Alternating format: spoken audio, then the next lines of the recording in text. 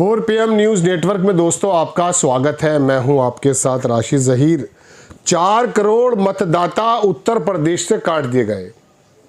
अमित शाह लोकसभा में SIR की तारीफ कर रहे थे और योगी आदित्यनाथ भड़क रहे थे। अपनी ही योजना पर, अपने ही प्रोग्राम्स पर अगर देश के सबसे बड़े सूबे का मुख्यमंत्री आवाज़ उठाने लगे तो इस खबर के पीछे आपको कुछ और भी देखना चाहिए।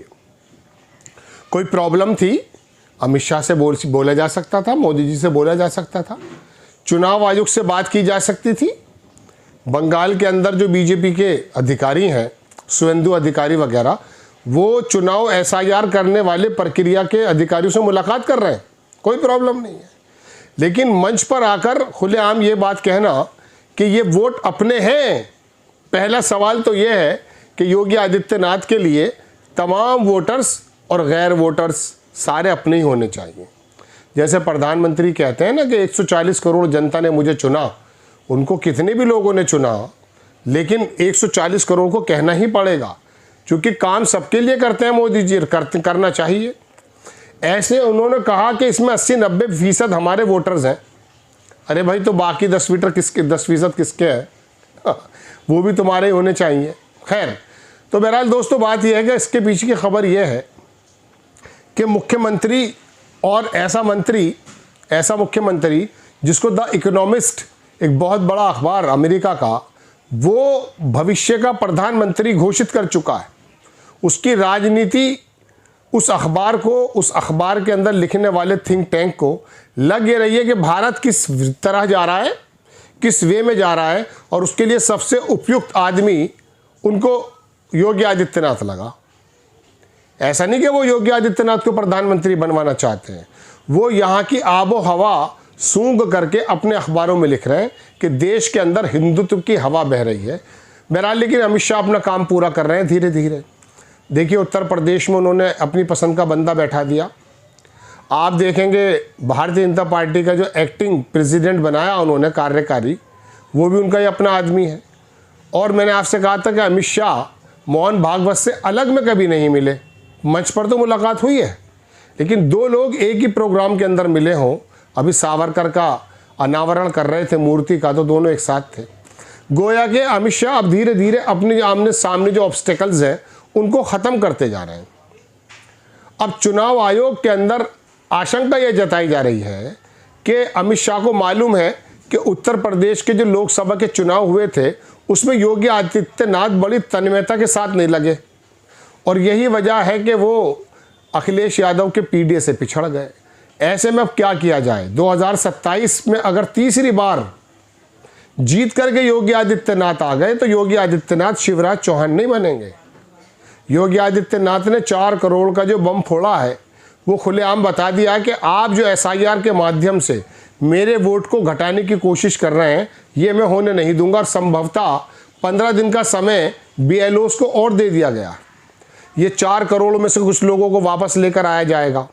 दोस्तों, बात यह है कि योगी आदित्यनाथ, देखिए, मैंने आपको बताया था कि यूपी का जब चुनाव चल रहा था, चुनाव तो अब नहीं हो रहे, ये तो जल्दी जल्दी अध्यक्ष बनाए जा रहे हैं, वहाँ ना योगी आदित्यनाथ मौजूद थे, ना जिस बंदे को बनाया गया उसी के गिरह में, ये गोरखपुर से ही कटा हुआ है, महाराजगंज, वहाँ उनके होल्डिंग्स मैंने पिछले एपिसोड में आपको दिखाए, योगी आदित्यनाथ जी की तस्वीर भी नहीं थी।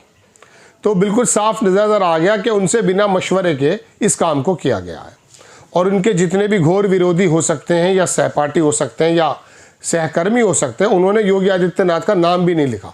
केशव प्रसाद मौर्य ने ट्वीट पे ट्वीट किए, एक नाम योगी आदित्यनाथ का नहीं लिखा। तो पता चल रहा है कि सब कुछ ठीक नहीं है बीजेपी में। All is not well in BJP. अब अमित शाह ने SIR के माध्यम से जो उत्तर प्रदेश का प्रतिनिधित्व योगी आदित्यनाथ के हाथ में, उसको जो कमज़ोर करने की कोशिश की है वोटों के माध्यम से, गोया के 2027 की कुर्बानी दी जा सकती है।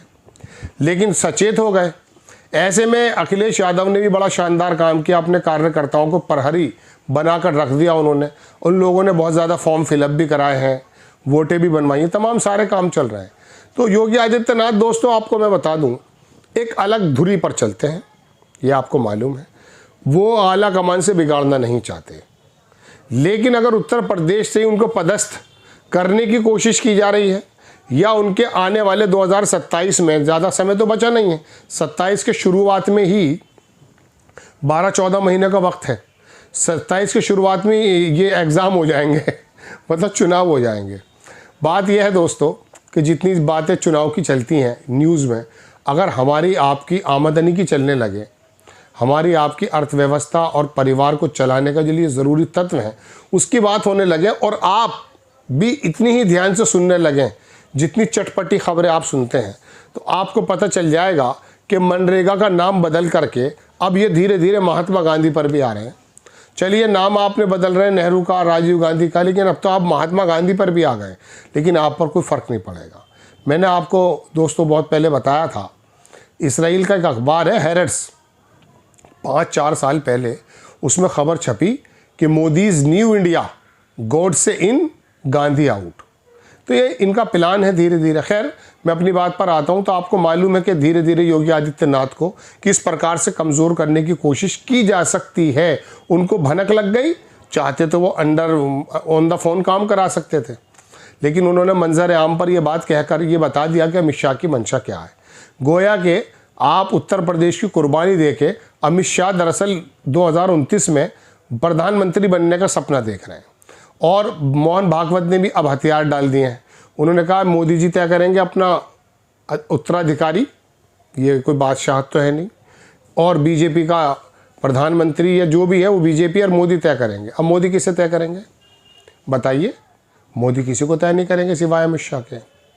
ये दोनों गुजराती जो हैं जिनके बारे में ये बात कही जाती है, आपने देखा कि बीजेपी का जो आला कमान है उसे किस प्रकार से समेट कर रख दिया है, लेकिन मोदी जी अपने ज़माने में कुछ ऐसे काम करके आए हैं जिसकी वजह से वो हृदय सम्राट हैं। गुजरात के अंदर जो नरसंहार हुआ दोस्तों, अमेरिका का वीज़ा भले उनको ना मिला हो, लेकिन देश के अंदर एक बड़ा तबका ऐसा है, उन्होंने अपने दिल में घर कर लिया मोदी जी को लेकर। उन्होंने कहा ये आदमी टाइट करेगा। चलिए, वो तो टाइट हो गए, मुल्ले तो टाइट हो गए साहब बहुत अच्छे तरीके से। बात यह है कि अब आप में क्या लड़ाइयाँ चल रही हैं। योगी आदित्यनाथ को द इकोनॉमिस्ट जैसा अखबार अगर लिख रहा है कि भविष्य का प्रधानमंत्री हो सकता है, उसने भी भारत की आबो हवा देख ली है, सूंघ ली है। बात यह है दोस्तों कि ये लड़ाइयाँ हर जगह चलती हैं। तीसरी दफ़ा अगर योगी आदित्यनाथ जीत करके आ गए ना, तो उनका दावा 2029 में इतना मजबूत हो जाएगा कि उसको हटा नहीं पाएंगे अमित शाह।